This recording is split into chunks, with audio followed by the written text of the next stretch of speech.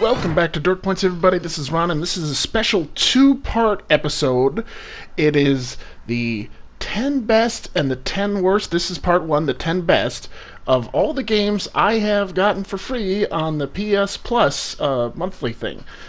Starting with Call of Duty Black Ops Cold War. So this is the best list, and yeah, you know, I didn't want to love this game, but just talking about level design and the thought they put into the campaign, it's not a long campaign, but this was a fun shooter.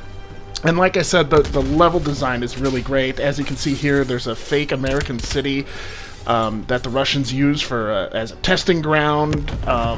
There's a movie with John Travolta that this idea came from, but I don't know if it's a real thing based on reality as well, but there's a great bad John Travolta movie where he stumbles into like a Russian 50s town.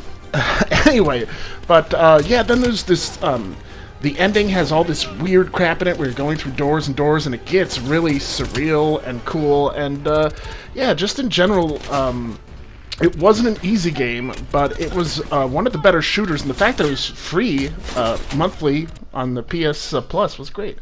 Alright, City Skylines, and this is, I think, the first free game I got. I started my PS Plus subscription in May of 2020, and I think this was my first free downloadable game, and oh, good God, did I love it.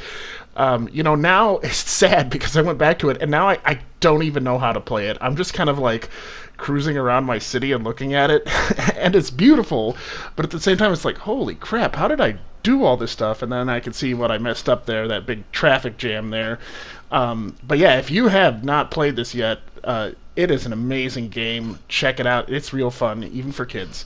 Alright, Alan Wake, numero 8 of the best for free monthly games. This came out just a few months ago, I think, and I was so happy because I kept wanting to buy it, and then I kept holding myself back and saying, no, it's gonna be a monthly game. I know it's gonna be a monthly game. And then like 6 months later it was, and I was so glad I saved my $20, even though, you know, it's $20. But just great game in general. If you love Stephen King, kind of I had to say Dean Koontz as well, but it's got that thing to it. You spend too much time in the woods, if I'm honest, but other than that, it is an amazing and thrilling game. Okay, Detroit Become Human, numero 7. Yeah, just good. I've made a whole video about this. It's like a playable movie. It's Quantic Dream. And so, if you ever played Heavy Rain or Beyond Two Souls, it's like that, but it's polished. It's better. Everything works better, and it feels like you're playing a real game and making real choices, as compared to Beyond Two Souls, where it feels like you're just being pushed along in a playable movie. But all the characters here are fascinating, and all the directions you can go are so interesting, and just by the end of the game you really feel satisfied, almost emotional, and they just built a great world that I have to say, as dark and as horrible as it gets, and it gets real dark. This is a rated R game. They're torturing people and, well, robots anyways, but it gets real dark, but just beautiful all the way through. Either way. Alright, Trek to Yomi.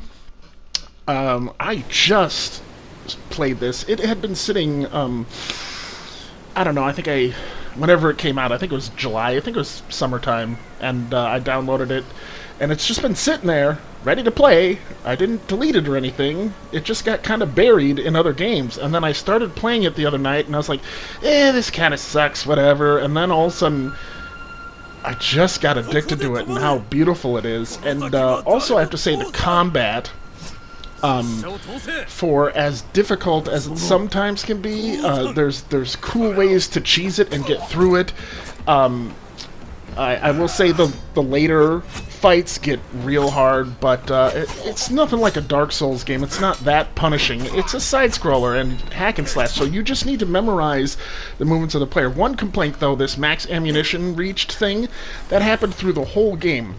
where I'd have like two throwing knives, and it would tell me my max ammunition is reached, and it did it all the time. I don't know why that was, or if the game's just a little buggy, but that was one thing I noticed that didn't work. But other than that, play this game. It's beautiful, and it's really fun to hack and slash. Trek to Yomi. Yeah!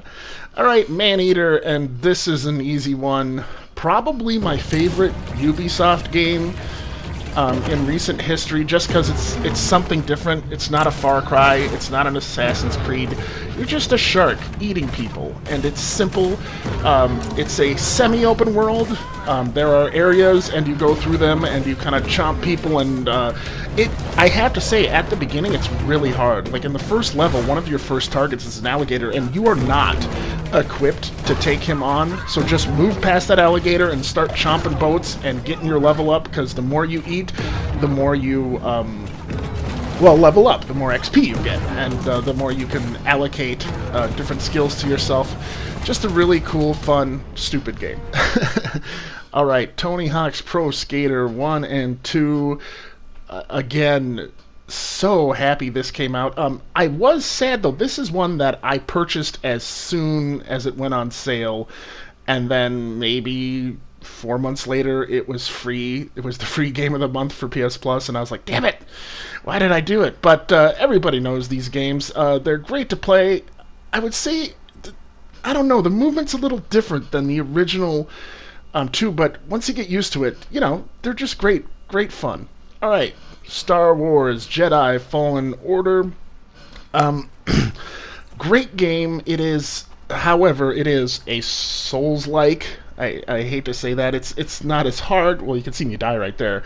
It's certainly not as hard, but there are certain boss fights early on in this game that are almost game-breaking or just disheartening and make you want to just give up and quit the game. But as you power up, just like some of those other games, as you power up, you get all sorts of cool stuff, like a double-sided lightsaber that you can just throw like a laser disc of death. It's amazing, and your force powers get real cool. You can stop things and push things around. It's just a great game, but you know, like a Souls-like. I hate to keep saying that, but you gotta get through it. You gotta get into it before it gets good. All right, and I don't think this one needs any introduction. That's right, numero dos, the second best. I'm sorry, second best game I got for free on PS Plus. It's God of War, and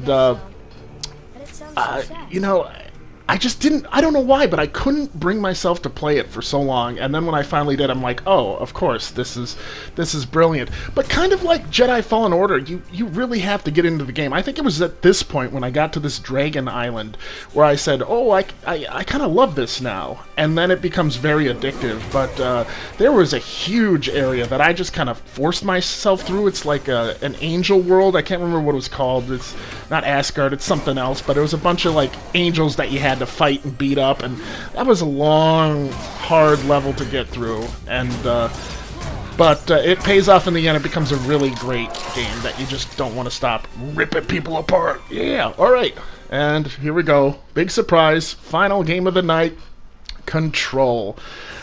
Me personally, the best of the best. Again, this was one I purchased way before it became free. I think it was early this year, in like January, they made it the free game of the month. It wasn't that long ago, but I had already played the hell out of it. I actually ended up platinuming it. I don't know why I always have a problem saying that, but I ended up doing that thanks to the free monthly game version, because it had all the DLC in it.